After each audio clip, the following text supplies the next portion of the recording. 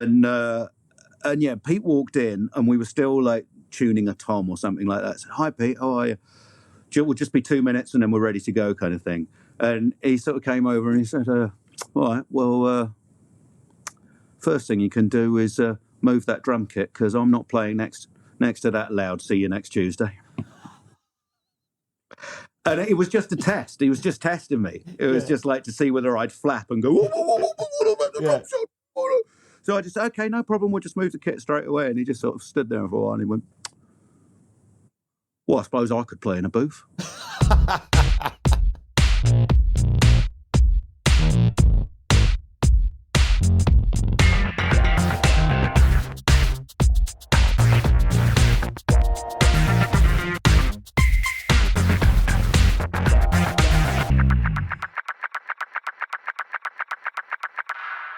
So, David Eringa, welcome.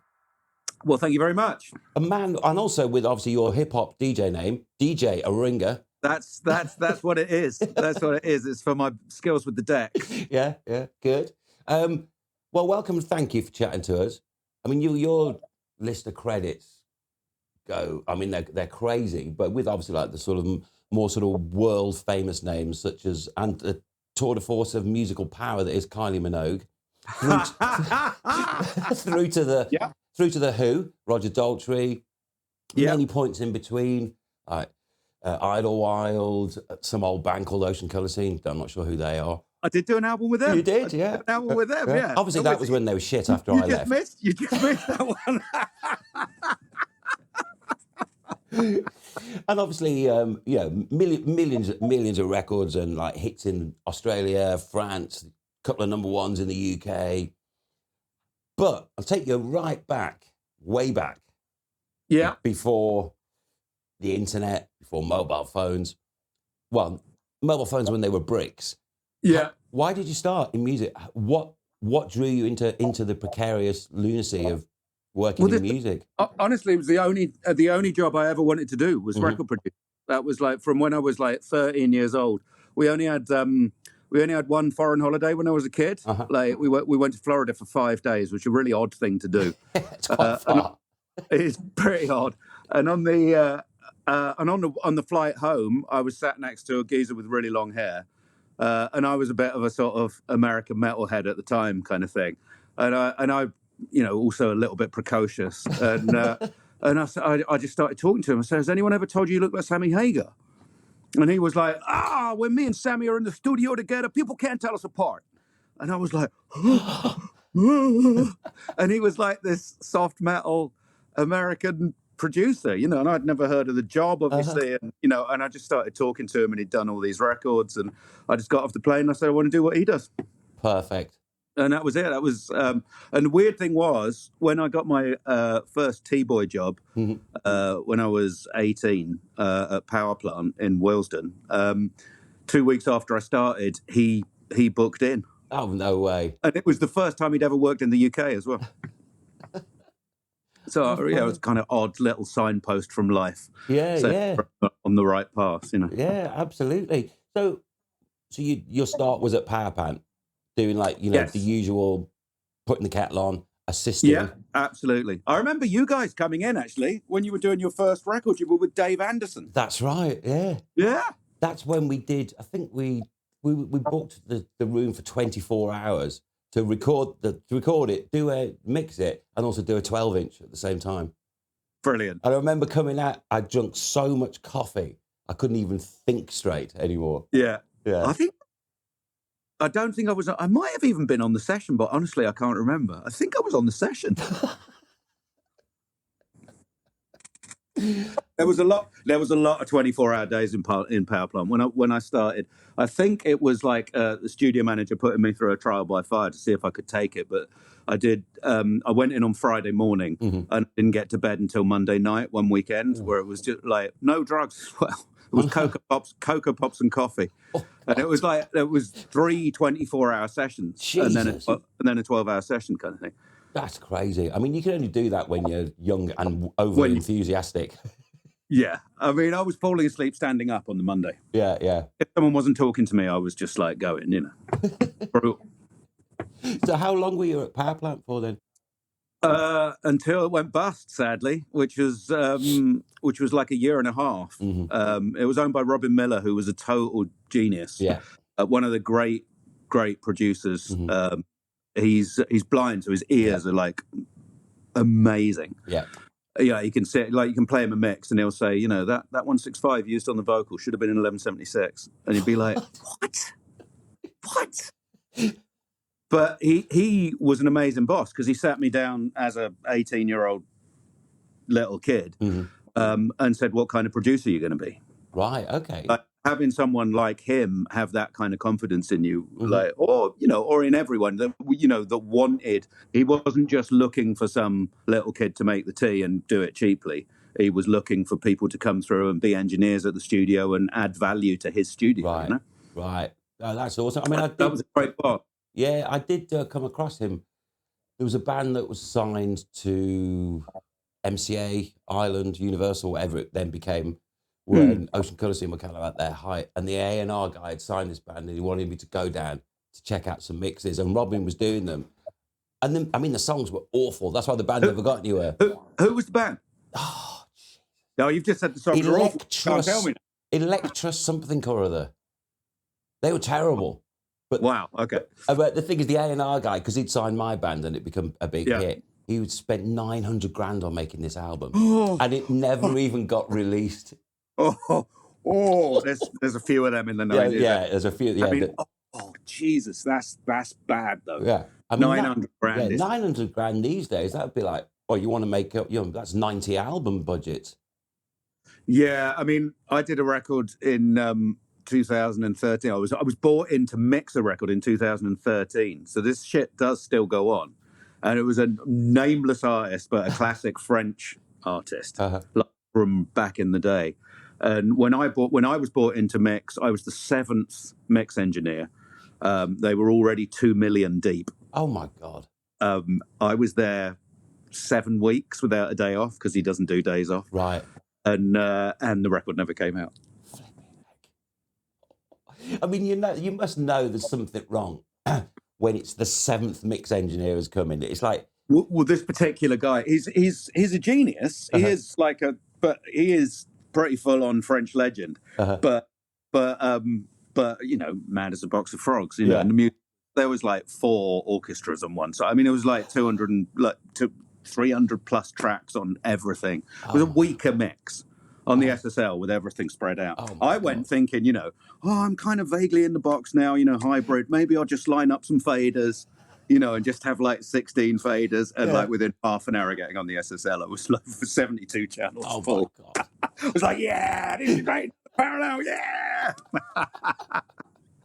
Oh my God, that's bonkers. But it does, bizarrely, it can still happen. Yeah, it wasn't Damien Sayers, was it, by any chance? No, because I can't. You can't say it. No. He's very much a French legend. Yeah. He's not one that we all know, like Johnny Halliday or something. Yeah.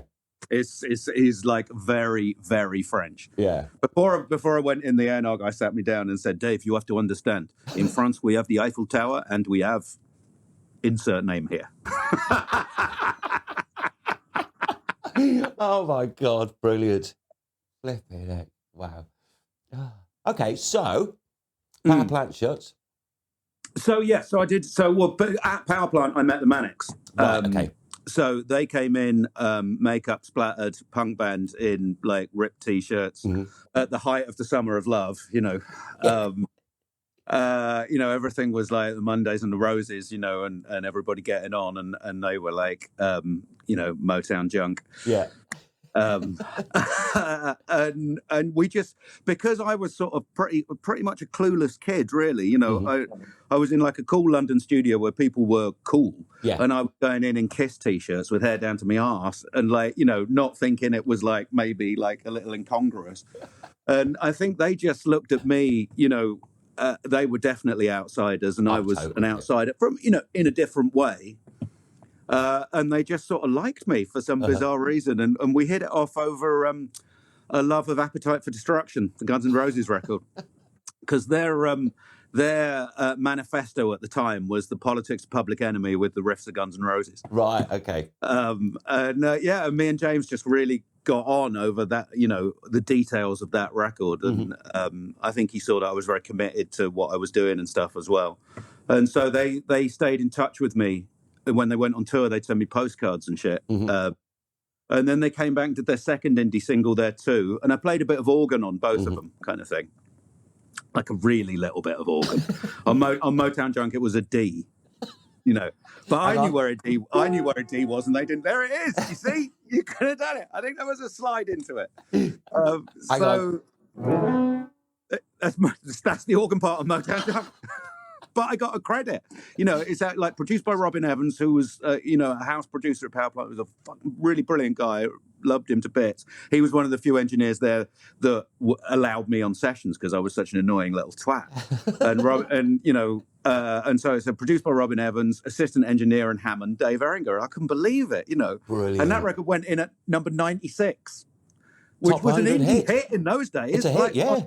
For Heavenly Records, this was before the indie wars were won, Yeah. It was like that was a big deal, in the NME. Yeah. So was that your first credit then, really? It was my first credit. Amazing. So assistant and Hammond. Yeah. On the cool record as well. Yeah, exactly. And they came back and did the indie version of You Love Us, and that was like a bit Hammond again. And, we hit off again. And so then when they got their big deal with Columbia, they were kind enough to let me do the bits of keyboards that I was capable of. I think they had this kind of romantic notion that I was who's the guy there's a guy in the Stones that Nicky Hopkins plays the complicated stuff. Yeah. And Ian Stewart played the more sort of he was the mate of the band sort of thing. Yeah. I think they had this romantic notion that I was him, but I'm not being self-deprecating, but I'm a really shit keyboard player. Like Ian Stewart had a thing, So like when it came to 3-chord punk rock, I could play that, but when it came to Motorcycle Emptiness, forget it, And they got me down to the Hit Factory in London. I was in the big room with this massive grand piano and Steve Brown producing, who was lovely, and he made me feel, was really kind to me. But I couldn't fucking do it. But You Love Us and some of the other stuff I could do. So we stayed in touch like that kind of thing. So then Power Plant went bust, sadly, because Robin had bought Maison Rouge in Fulham for £2 million just before mortgage rates went up to 15%. So we went down the pan. Yeah. And I moved as a tape op to Konk Studios, the Kinks place. Oh, right, okay. In Hornsey. And I did a year there engineering loads of dance remixes, which is a great way to learn. Absolutely. Like the SSL, and or to learn lots and lots of, routings and stuff kind of thing. And all the time, stayed in touch with the Manics and was kind of lying about how much and, band recording I was doing. Sort of thing. So then, they'd gone off and done Generation Terrorist, which is a very, very polished kind of FM rock record, just as Nevermind came out and everything wanted to be real kind of thing. Yeah. So it hadn't turned out sort of exactly how they wanted it to be. And I think they wanted a little bit more control, over that kind of aspect. So bizarrely, I was only 21 and they asked me to produce their second record. So but at the time, I was too stupid to be daunted by it. Of course. Yeah. Like, that's how it happens. Of course, I'll produce a major record label's album with a big budget. Of course. Yeah. I've done loads of that. Yeah.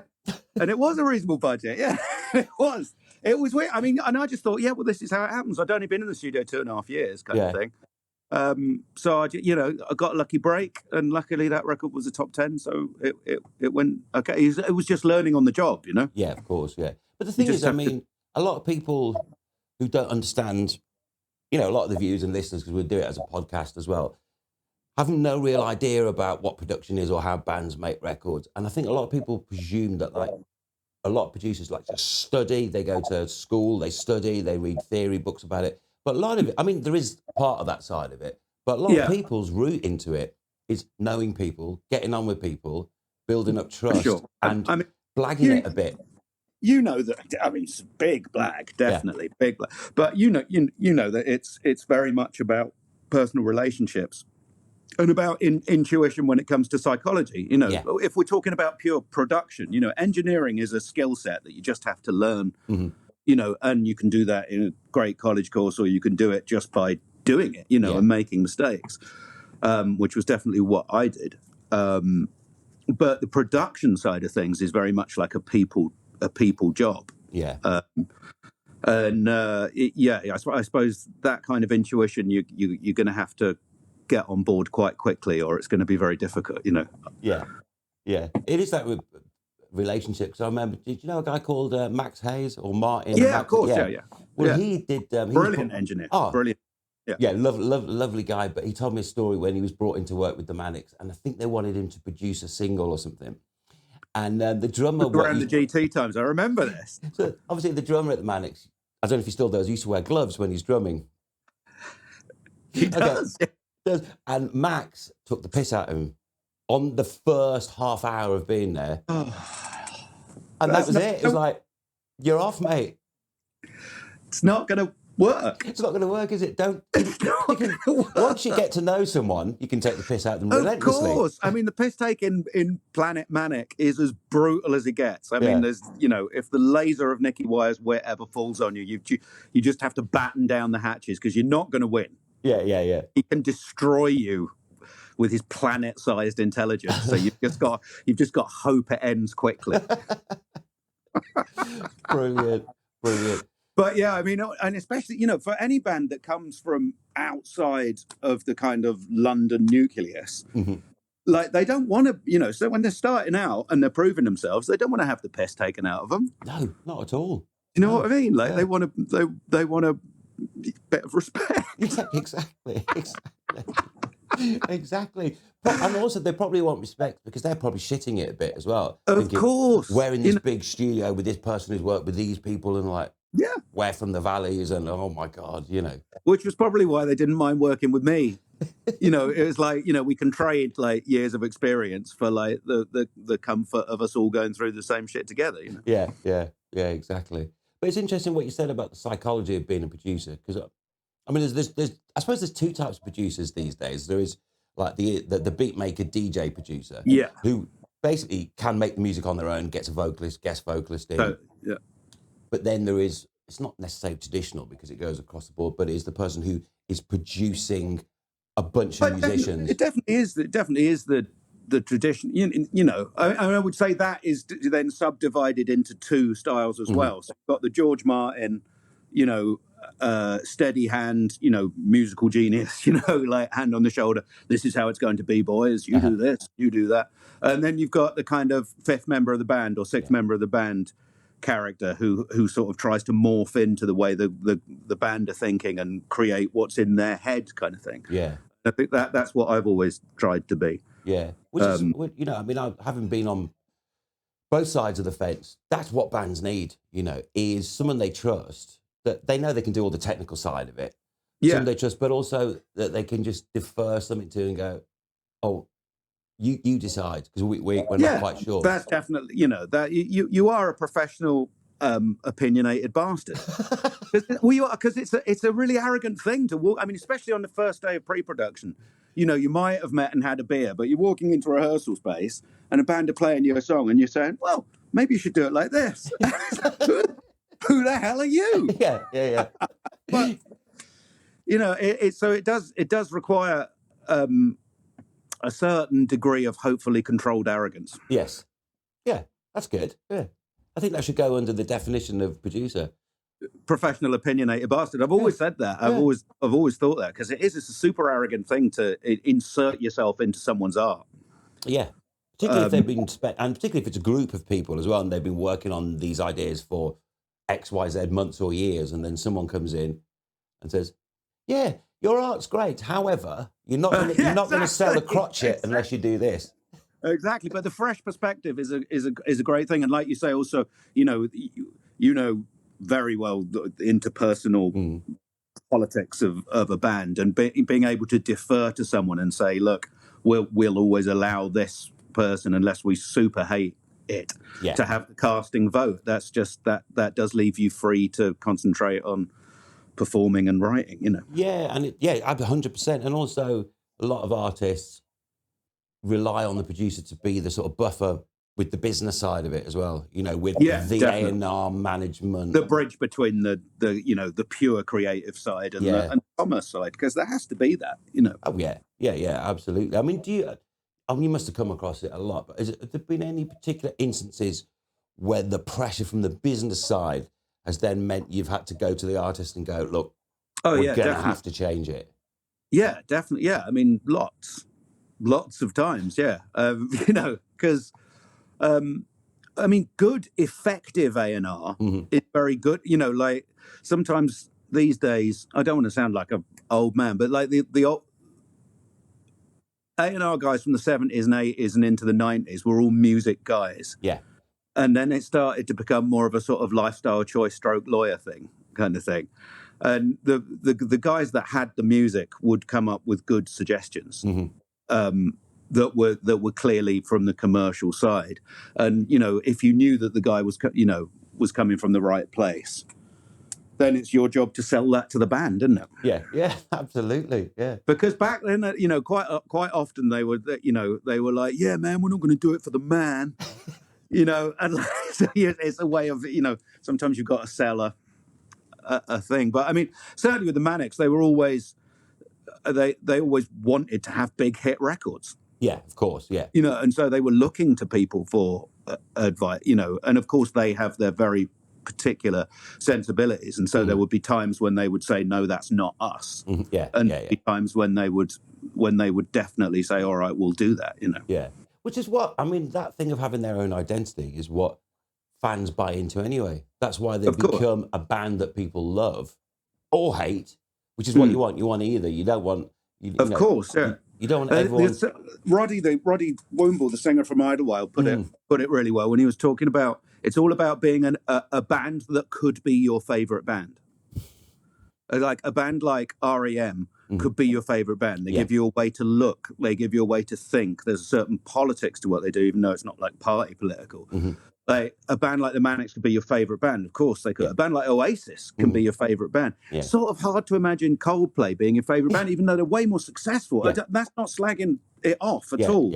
But it's very much, we're just about the music, man. Yes, yeah. Whereas like bands that could be your favorite band, they might not sell as much, but like there's so much more to them. Sort of thing. Yeah, exactly. Yeah, perfect. Yeah, it's like, you know, I don't think anyone's favorite singer is Neo. Sorry, Neo. I don't think. Yeah, you know, even though he might be vice president of Motown and he sells a lot of records. Yeah, totally. I've never met anyone who goes, Marvin Gaye. No, I much prefer Neo. He's my favorite singer. No, of course. I mean, what I'm saying is not a value judgment. It's just a well, it is. It's a value judgment. It's not a commercial judgment. But it is an artistic value judgment. And it's about finding bands that could be your favorite band. I think that's a really important thing a way for a band to think. You know. Absolutely. Yeah. Because it's what I just said. It's what people buy into, and it stops the music just being a commodity. It becomes their lifestyle. It becomes an art, you know, like people just love and fans fall in love with it. And it can change the world. You know, Dylan changed the world. The Pistols changed the world. You know, Oasis changed the world. Oh, absolutely. You wouldn't have had Loaded Magazine. You wouldn't have had FHM. You know, like the whole of lad culture for 10 years was just like, it really had a massive impact. Yeah. No, it is that. I mean, that is the power of it. And it's interesting, like the Manics approach. Like, we want to sell lots of records. We want to do it on our terms. You know, you know, the Idlewild thing, we want to be the band that could be your favourite band. That's, of course, becomes an important thing, you know. But it's such a balancing act, finding that you know, for all in all art, it's that balancing act between commerce and art is the magic spot, isn't it? Yeah, absolutely. To be in the mainstream, but to be cool, to be in the mainstream on your own terms, you know. But look, I mean, REM are a great example because they didn't break big until album 5. Yeah. You know, and then it wasn't even like they changed up that much. It was just the zeitgeist found them, sort of thing. Yeah, exactly. And they were still making, I mean, look, Out of Time is such a beautiful indie record, but it's sold 12 million copies. No, it's crazy, isn't it? Yeah, it is. It is those moments where it all kind of links. Everything just comes together, and So okay, I mean, your relationship with the Manics has been a long-term one, hasn't it? 30 years and counting. Which is an amazing, an incredible position to be in, and it's like that whole thing of going through an experiences together, building up trust. They can rely on you. They trust you to say, no, that's a bit shit. Why don't you try this? But they also know that they can say to you, shut it. No, we're doing it like without this. a doubt, yeah. It's a family relationship at this point, Yeah. I'm very much the little brother, because our relationship was built when I was their T-boy. Yeah. So the piss take is very family vibe, with all the brutality that implies. Yes. And the love. Yeah. And the love. Yeah. Brilliant. So then moving off the Manics. Yeah. So if we go let's head towards the Who. So how did that come about? So I mean, that was a good example of why sometimes doing a freebie can be a good thing. Mm-hmm. I was working with a band called Gold Heart Assembly, who were brilliant. It sounded like the band, Right. it was really, and I just really loved the songs. And it was their manager. I knew him from the 90s. This was around about 2010, 2011 or something like that. And they didn't have any money, and I just really loved the songs, and I did them a bunch of mixes for nothing. And it just so happened that around that time, maybe it was 2012, around that time, their manager was best mates with the A&R guy at Polydor that had been asked to put together a record with Roger Daltrey and Wilko Johnson. Right, okay. And Wilko was dying of cancer. And they'd met at a award ceremony, and they both had a love of Johnny Kidd and the Pirates, early 60s R&B band. That's Wilko's style is from totally. that kind of lead and rhythm in one sort of thing. And so, Wilko's manager had phoned Roger Daltrey and said, look, heads up before it goes public, Wilko's dying. If you did want to make that record, now you've got to do it now. Yeah. And so the assumption was it would be two old rock stars slapping each other on the back. It would be a load of shit, but but the label would have to put it out, and it would, die a death, and that would be that kind of thing. So the A&R guy spoke to this guy that I knew and said, "Do you know anyone that can do it the old school way, really quickly, kind of thing? All in very quickly, band in a room together, kind of thing." And just because I was in his head, literally, because I'd just given him some mixes for nothing, he suggested me. And so I spoke to the guy at the label and was enthusiastic about doing it, obviously. Yeah, of course. Roger Daltrey and Wilko Johnson. Yes, so then literally a week later, I found myself in the studio with Wilko and his band. Right. With no headphones. Wilko's never used headphones. So you had the amp in the room with the drum kit. Right. And Norman Watroy on bass, and Dylan Howe playing drums, and then in walks Roger, and it was just like, oof. I'm going to look calm. It's fine. I'm always in positions like this. Here we go. But yeah, so I mean, it was definitely daunting. Yeah, a little daunting kind of thing, but Wilko's thing really begat punk rock in so many ways, like where it came from, like amped up R&B, becoming what they called pub rock, but really those riffs informed like the Clash formed a Dr. Feelgood gig, which is mental. And so I just wanted to get that kind of really hot, in your face aggression. Wilko plays the guitar like a fucking machine gun. So, so I just tried to get all the sounds really up front, and when Roger heard it, he clearly really dug it, kind of thing. So I think we recorded the whole record in 5 days, and then Roger did his vocals like in a couple of days for like all the songs, and he was amazing. Obviously, it was like he put up the mic, and it was I just had this huge sense of his voice filling both speakers. It was just a mono source, but it was just so wide. It was just 87, and it was just, bloody hell, that's like, he's good. He is good. And he would just reinvent the melody. He would never sing it. I think it freaked Wilko out, because like he was like, but that's not how the song goes. Well, it be is like, now. it's like I won't do karaoke. You know, he's got to get inside the cat. You know, because he's been singing Pete songs for his whole life. Of course. And yeah. so he has to make them his own. You know, rightly so. He has to inhabit the character. And so many of Pete's songs are character driven, you know. So once he'd sort of got inside each song, he could just do it. So, I mean, that record came out, you know, because it was a race to release it, you know, before Wilko died, you know, because he had advanced pancreatic cancer and he'd had it for like over a year when we did the record. And he you know, his stomach was quite big with the tumor, you know. And he was quite poorly, obviously. But the record did come out, and it was like, I don't know, it just sort of tapped into a little thing, whereas there was a certain kind of music fan that wasn't being catered for. Yeah, of course, yeah. And it got played a bit on the radio, and it sold, you know, 250,000 in a few weeks, you know, which is went in number 3 or number 2 or whatever it was, you know. So I think Roger just got quite excited about having a hit record again. Of course, he enjoyed that. Of course, Wilko then ended up going to Cambridge Hospital, Addenbrooke's, and a specialist there said, "Well, I can tell you, you know, from the fact you walked in the office 18 months after your diagnosis, you haven't got pancreatic cancer. So let's find out what you have got." And it turned out he had a massive benign tumor on his pancreas, and it was a misdiagnosis. But it was £7, the size of a baby. So he had an operation. It was 50-50. Yeah. But I love this idea of this rock and roll redemption. You know, like he's like a hit record, and then you're not dying. No, that's amazing. And also, I mean, particularly, a lot of people don't know who he is. I mean, we do, music fans. But as you said, you know, without that band doing that sound, punk in the UK wouldn't have had its spur.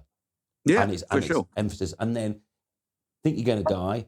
You've got together with Roger Daltrey. The record label are probably thinking it'll be a bit shit. Let's do it and get rid of it. It ends up being a big selling record. Yeah. I mean, it's a mad story. It is. I love, you know, because we had a day with Wilko in the band before Roger turned up, and he was just so excited, like a fan. You know, he was remembered in the '60s. There's that, you know, we've all, you know, that iconic poster, Maximum R&B, and he was just, you know, so exciting. And of course, you know, it's the Who. Of course, It's funny, isn't it? Yeah. Wow. So that led to Roger asking me to do a solo record with him. And he wanted to do a soul record, do his Otis Redding sort of thing. And he asked me to put the band together and find him all the songs, and that ended up taking, you know, because I was like, oh yeah, we'll bash another one out. Did this one in 5 days, 7 days, whatever, you know, 4 years later. Oh my God. Just finding the songs that he wanted to sing, you know, like, because it's so much about lyrics, and so much of soul music is "I love you, baby," and he doesn't want to sing that. So that, you know, that was a long journey, and during that period of time, I did a record with the Who as well, a single with the Who, and then ended up working on the record that they've just put out, doing all Roger's vocals on that. So the pressure with because it was with Pete and Zach and Pino when we did the session at British Grove, and that was the pressure definitely came on a little. When Townsend walks in the room, you're like, oh God, totally, yeah. That's Pete Townsend. As soon as he starts playing the guitar, you're like, oh my God. Yeah, it was shocking. It was genuinely shocking. Yeah, like because he sent down 6 Stratocasters. Yeah. Like, so he just plays Strats now. Yeah. And you think of Pete with the SG or with the Gretsch or Telly, you know, those are the guitars I think of Pete.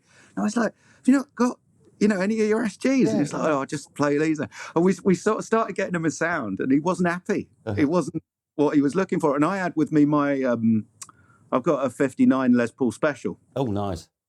And I had it set up for the session. Oh, good, man. You know. And I was like, how about trying this? And he was like, that's it, that's the one. And I said, I've got to take a picture of you with it, like, because you'll double the value of the guitar. You can't use it unless I get a picture. So I've got this brilliant picture of me smiling like a piece of shit, and like he just looked really pissed off holding the guitar. But he plays with so much force that he's known for ripping the neck off guitars, and this guitar's my pride and please joy. don't. I hadn't thought about it at all, and we're doing all these takes, and they sound like they've got a whammy bar on. Yeah, because he's pulling the neck so much. Just like so powerfully pulling it, you know. But yeah, luckily it stayed on. But his tech told me when they used to tour America in the 70s, they'd fly into New York and he'd go straight to 48th Street where all the music shops are and just walk into Sam Ash and say, "Oh, give me all your SGs." All of them. And he'd buy 40 SGs at the start of the tour and he'd pull a neck off one every night. Oh my God. Wow. Snap. Another one. Yeah. Blimey. Oh, that's amazing. And Zach is a great drummer as well. Amazing. Yeah. Amazing, yeah. And just like really attuned to his sound and, you know, tuning the kit to the pitch of the track. And, you know, it was like, yeah. So he was brilliant. And Pino, of course. Yeah, he's all right. Legend. Yeah, he's not bad. He's quite good. He's quite good at the old bass. He's quite good at the easy guitar. Yeah. Yeah. So, yeah, I mean, on that set, I remember... because I'd met Pete a couple of nights before and just had some dinner with him, but he walked in the room. We had a day to get sounds. That was it. We had a day. It was a day with Zach and Pino to get up drum sound and make set up Pete's amps and stuff so that he could just walk in the following day and we would be here we go kind of thing. And so I'd say, you know, we'd got this big drum sound in British Grove, great big lovely room and 3 desks, insane studio. Yeah. And yeah, Pete walked in and we were still like tuning a tom or something like that. I said, "Hi Pete, how are you? We'll just be 2 minutes and then we're ready to go," kind of thing. And he sort of came over and he said, "All right, well, first thing you can do is move that drum kit because I'm not playing next to that loud. See you next Tuesday." And it was just a test. He was just testing me. It was just like to see whether I'd flap and go, So I just said, "Okay, no problem. We'll just move the kit straight away." And he just sort of stood there for a while and he went, "Well, I suppose I could play in a booth." I was like, "Well, that's a good idea." But then he was brilliant then. Wow, that is great. That's a good test as well. Yeah. Knowing full well you've been there, really making sure it sounds great, and the last thing in the world you want to do is move the kit and the mics and everything. Yeah, but they're always going to throw out that little curveball. Brilliant. All right, so Manics and The Who, definite path. Obviously, you had the background doing at Konk, doing all the sort of dance mixes and everything. Which is where you built up that skill set of like, you know, the engineering thing, right? This is the process. Totally, yeah. And then you're working with artists, Idlewild, everything like that. The whole psychology of working with bands, everything, dealing with Pete Townsend, just trying to see if you'll fall to pieces. Let's move right into the mainstream. Kylie, that's a total different sphere. It was, of course, it was mental, but it was in her indie Kylie phase, to be fair.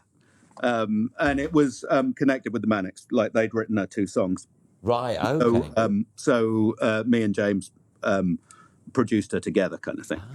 And yeah, I mean, it was a lovely, glamorous little cul-de-sac, you know. Yeah. I ended up MDing her band for a while. Got on really well with her, bizarrely, yeah. She was just lovely. She's just one of these big, big stars who has worked out that if you're really nice to people, they work harder for you. Yeah. And she was just lovely to everyone, like all the time. And very, very present and sweet and really good and focused as well, you know. Yeah. Wow. Seriously, I've not got a bad word to say for her. She was really lovely. It was a great experience and she was into it. You know, like it was really good, really cool. It's because it's funny because most people, particularly from our side of the fence, you know, making music, we tend to be a bit snobbish about mainstream pop people, don't we? You would come into that with a certain set of expectations. She told me when she was at PWL, like the first time she'd hear the song was after they'd recorded it. Right. They'd literally give her a lyric sheet, told her how it went, she'd sing it, and then the next time she'd heard it, it was on the radio. Right, blimey. Like, it was just like pure production line. That bit, like, right, go in there, do this. Right now, you go away again, and which was a mad. Yeah, totally. But then you go back, because she reinvented loads of those songs. She used to do like "I Should Be So Lucky" with Nick Cave, didn't she? Sometimes like live, and reinvented them for just piano. And a lot of those songs are so mega. Yeah, like when you take off the horrid 80s production. Step back in time. Oh, that's a brilliant track. It's great, isn't it? Yeah, I know. It's really good. Yeah. They did write some great songs. They just clothed them in very odd production. Yeah. I mean, it's like if you go back and listen to some of the Style Council stuff as well, and you go, that sounds horrible, and then you hear Paul play it on his own on the guitar. Well, Mick Talbot played keyboards on the Wilko Roger record. Oh, did he? And on the Roger solo record, and on the Who one record. Right, okay. I completely fell in love with Mick. Oh, Mick's great. Yeah. One of the greatest vibes to have in a studio. I would love to pay Mick to be in the studio with me every time, just because he's got this brilliant presence. Yeah. And he's obviously the most extraordinary keyboard player. Yeah. That I've had the fortune to work with. But more than that, he's just such a great person to have there. Yeah. I can totally see why Weller wanted him. But I mean, I love all those records. Yeah. Oh, they're great, aren't they? But I remember just like when my sister was really into the Style Council, but I was into punk, came into it too late, and then Bunnymen and, Joy Division and all that. So I'd hear her playing these records. Like, wow, that's awful. That's just nasty. And then obviously through happenstance, you end up then standing on stage and Weller playing these ones, but without all the 80s production. And you go, my God, these songs are so good. Yeah, totally. Yeah, he's quite good at the old songwriting. He's not bad. He's not bad. He's all right. Yeah. So how are you getting on with the whole current situation then? It's horrible. Of course. I mean, I've been lucky the last month. I've been mixing a Manics live show. Right, okay. That's finished now, so I'm like, what do I do? Yeah. I got an album that I'm producing as soon as we can get in a studio. We were due to go in a week after the lockdown started. So as soon as we can, I can work there. But it's tricky. I mean, I'm lucky.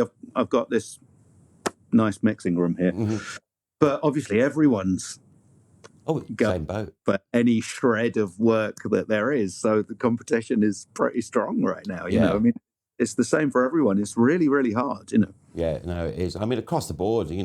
From obviously what you do, what the artists do, but even down to the live crews. No, those are the guys that are suffering the worst, because there's not going to be any concerts this year. There just isn't. No. There's just zero chance. So if you're a roadie, a lighting guy, a live sound guy, it's a real crisis. Yeah, it is. Yeah, I mean, there's a guy called who's a mate of mine. He's been doing monitors for 10 years. So he's up there, used to dealing with absolute ego and pressure. He's a fantastic monitor guy. This happens. There's nothing he can do, because he has no name. He has no sort of CV, if you like, of mixing records. Yeah, so it's not like anyone's going to call him and say, "Oh, would you mind just doing a remix this, or would you mix this single for us?" Because it's like, I mean, completely. I honestly don't know what the answer is. I mean, the same goes for theatre techs. Yeah. Sound guys, lighting guys. I mean, it's a huge number of people that just are going to have no work at all this year. Yeah, I know. I mean, I hope at some point we're allowed back in the studio and we can do. God, you imagine that when we all are allowed to go and actually do, not remotely, but with actual human beings, either in the studio or on stage. Wow. Yeah. It's going to be like the first time you ever did it. It'll be like, oh, a microphone. No, it will. I mean, it will. It's really, really hard. It's a horrible, horrible thing. I'm getting a bit bored of the memes and videos on Facebook of like, oh, Mother Earth is asleep, and we've all been sent to our rooms. We're the virus, and we've got to learn. And it's like, yes, maybe in 500 years they'll look back and that will have been. But I think that's a bit disrespectful to all the people that are, dying. Yeah, just a touch. Maybe we can wait and say that later. Yeah. I get it. but at the same time, yeah. It's quite a lot of collateral damage just for Mother Earth to feel better. Pretty sure all those videos were made by like guys with plenty of money that sitting in big houses looking out at a nice garden going, isn't this great? Yeah. With no family working for the NHS or, Yeah, absolutely. So the room you're in now, so it's your mixing room, is there do you have a particular piece of kit that you always need? Yeah, 100% is, so it's the Roger Mayer 456 tape box, which completely, around about 2014 I got that, and that, I would say, that changed everything for me about the way I engineered, because I'd missed multi-track tape for quite a while, obviously, but budgets dictated that we couldn't have it. But so even a few years into it being gone, I did a record with the Manics called Journal for Plague Lovers. It was their 9th album, and I shared the production with Steve Albini. So Steve Albini did 3 weeks in Rockfield, and then I did 3 weeks in Rockfield. Brilliant. So Albini recorded 9 songs, and then I came in and recorded another 5 and mixed it all. And so his setup was there, and obviously he'd used tape kind of thing. And he'd set up the tape machine how he wanted it. So, of course you're going to carry on kind of thing. Yeah. But the Manics wanted to use Pro Tools as well, so that they had automation, because we're on the old MCI, with amazing sounding desk, but there's no automation or anything like that. So they want things how they want things, very particular. And Steve's mixes were static mixes, kind of. So they wanted everything a little bit more control. So I connected the tape machine to the Pro Tools, got all the levels for tape as they should be, and hadn't relined up the Pro Tools, and so it was kind of redding out a little bit on the kick, quite a lot on kick and snare and overheads and things like that. It was only just touching it, and so I just thought, leave that, it's fine, the levels are right on tape. Recorded a song, pressed play to put it into Pro Tools, or to maybe to reline up Pro Tools, worked out what it needed to do, and there was nothing peaking under -8. Right, okay. So there's like 8 dB of limiting going on tape with just conservative levels. And I was like, shit, that's what we're missing, that's what, and so I was like, what are we gonna do, like plugins, weren't, is all right, but when I met Roger Mayer, who was the tech for Jimi Hendrix, that's so cool. it was Eddie Kramer, Roger, and Jimmy. Those were the guys in the control room making those records. Wow. And he did like 10 albums with the Isley Brothers as well. Yeah, and he was there for Songs in the Key of Life as well. So it's like, okay, this guy knows what he's talking about. A lot more than I do. And he said he started listening to modern records, and he was like, why do they sound so shit? So he spent 2 years studying digital recording and sampling, and looking at the anti-aliasing filter and all the the way that it works. And he came up with this thing. It's all to do with the anti-aliasing filter,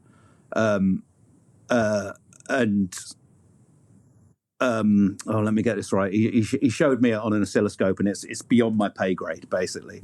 But he said the anti-aliasing filter does this thing to the top end that can shift the phase up to 70 degrees. Right. Okay. And that can be £7,000 Lavery converters, or it can be the converter in your Mac. It's inherent in the process, but it's a pure fluke that the high end limiting that happens on tape nullifies that. Right. Okay. So when they first came up with sampling in like 1982, or CDs, and they were showing us CDs, and they said, "Oh, here's Bob Marley on CD," and it sounded great. Yeah, and it sounded great because it had come off the 1/4 inch. So when we went to DDD, and we were just recording multi-track into digital, all that went away. There was no tape thing, and that's when it started sounding the way it does. And so he just built this box that just did that. It didn't do noise or wow and flutter or try and look like an A800 or anything like that. Yeah. It just did the high frequency limiting, the little bump that you get at 50 hertz, and the little dip at like 100 that you get on 456 tape, and he put it in a box. Wicked. And I was, and so it was my mate Sean Janocki, who's a brilliant producer, he sort of R&D'd it with Roger. Right. And Sean played guitar on the Roger Daltrey record. He was okay. like a band that I put together. Sean was my sort of right-hand man, you know. And so I went down to his studio to do some demos because, you know, to play to Roger and say, should we do this song, you know? And he was like, oh, you got to hear this. It's this tape thing, you know? And I was like, yeah, okay, well, we're only doing demos. It doesn't matter. He said, yeah, but you got to hear it. I was like, use what you like. I don't care. You know, it's fine. Let's just get on with the songs kind of thing. Yeah. So, we're recording the drum kit with like 4 mics, and, you know, like with these songs had like 12 tracks on them, you know, nothing. And so we were into the second day, and I'm sitting there on Pro Tools and balancing, and I'm like, shit, this sounds amazing. This is like really easy to balance. Mm-hmm. He's like, yeah, I told you, that's the tape. I was like, Jesus. And it, you know, and you look at the waveforms and they're like they are coming off tape. They're kind of squared off. Yeah. You know, like, but they're loud and present. And yeah, and I was like, okay, yeah, I'm in. Bought 8 channels of that, and I haven't done a single session without that since. It's on my mix, it's on my drum bus, it's on everything. I record everything through it, and then mix everything through it. So yeah, so that I couldn't live without that. Wow. And isn't it? Sorry, long answer. No, but that's brilliant because these sort of details are awesome. Obviously, we'll put links to it as well so people can see what it is. Yeah, no, he's done that. He's done it in a 500 series now, which is really, really good. But the reason why it changed everything about it, like the original one, which is the one I've got, he could, like, the level that comes out of it is quite low. It's because it's literally like the output of a tape machine kind of thing. So he said you have to reline up your converters to minus 12 or something, which is way hotter than you would normally line up your converters. And we sort of said to him, well, people don't want to do that. And a lot of converters you can't reline up. And he's like, he's quite an idiosyncratic bloke, Roger. And he was like, I don't have to interface with semi-professional equipment. And I was like, well, it's kind of a pain if you can't. And I had SSL converters at the time. I couldn't reline them up, kind of. But because I was forced to think about level and gain structure in all of my signal paths, as a result, it kind of made me think about going back to the fundamentals of engineering, because where we've all been, you know, using digital for so long, the levels are all different. But if you just go back and you start working, you know, at that kind of 0 VU thing rather than full scale on digital, everything starts to get a bit more open and everything's much more happy. And the gain structure thing was really powerful. And when we were doing the recordings for the Daltrey album at Rockfield, and the MCI had just been recapped, and we were, you know, everything was going, like, because Sean had loads of channels of 456 and I had loads of channels of 4, so everything went to tape kind of thing. And so all the levels were hitting the MCI quite low, like they would have out of tape. So the mix bus was just sitting at exactly the right place and just like pushing back a little bit, but not shitting itself. And so and it just all sounded so good. I was just like, oh wow, this is a new thing. It's a new thing. The old thing is the new thing. It's the new thing, the old thing. Oh, that's magic. But it's so funny it's very, very, very profound. You know, I just seriously the most important bit of analog equipment in the last 30 years. Amazing. All right, so just to finish up, because this has been mega. And this is a hard one, and it really annoys everyone when I say this. But I'm going to ask you to pick 3 things you've worked on that stand out for you, either could be for any reason. No one's yet picked one because they hate it. So it's something to you would, like, if you had to not summarize your career, but if you had to fast track someone, 3 things that you've done and you go, these stand out for me for whatever reason. Because then we'll put links to them as well. Yeah, I mean, I suppose, you know, If You Tolerate This, Your Children Will Be Next, which was the first #1 with the Manics. That was like clearly a really important record for me, kind of thing. I was just mixing the live version the other day, and I was just like, Jesus, man, who writes a song like this? You know, I've walked La Ramblas, but not with real intent. So it's a weird, jerky, anthemic song about the Spanish Civil War, and it was #1. It sold 165,000 first week. And the video's really weird as well, and that was A-listed. That was A-listed on MTV as well. Yeah, and it was just there all the time. It's amazing. So yeah, that I do love that. Definitely the Daltrey solo record I really love. It was 4 years of my life, and I really love every every note of it, really. Uh-huh. And I would say Idlewild's Remote Part, Great. that album, especially there's a song called Modern Way of Letting Go on there that's so disgustingly heavy. Brilliant. It's probably the heaviest thing I've ever done. But it's just such an exhilarating rush and really, really melodic as well. Magic. But there's a lot, I mean, you know, the minute that you say 3, like another 10 flood into your head, obviously. Kind of. But those are the ones that pop into my mind. Brilliant. Yeah, it's a horrible question because everyone's like, oh, for God's sake, 3 things. Why didn't you let me know in advance? But then, of course, you'd have gone. What you want to say is like all the records that, because I mean, any one of us that's been around music a while, there's so many brilliant records that just through bad luck or record company ineptness or just it not being the right moment or whatever, that are just brilliant records. Did a band called South from London. We did their second record, With the Tides, and I just love every note of that record. It's just amazing. And I really thought, shit, this is just going to go massive. This is brilliant. And it's happenstance, isn't it? It's like it was just the wrong time. Yeah, and well, that one was a little bit record company, bit, you know. It got, you know, the single was called "Loosen Your Hold" and was played on the radio quite a lot. But yeah, just, you know, they're all doing really well. Those guys, the drummer produced Florence and the Machine, you know, or co-produced, you know, the last record. The singer does film music, you know, and sings with Uncle and is, you know, so they, you know, but. Brilliant band, brilliant record. Well, I was talking about that band with Cameron Craig just the other day, because obviously he's worked with... with South, he did the first record, and they also did the music on the soundtrack of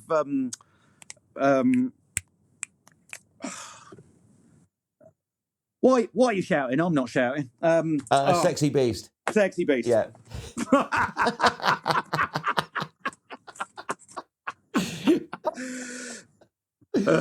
Brilliant. That's it. It's been amazing. Okay, no worries. See? Easy, fun.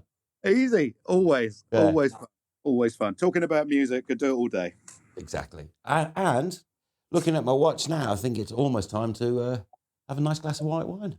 Could be wine o'clock. I think it is.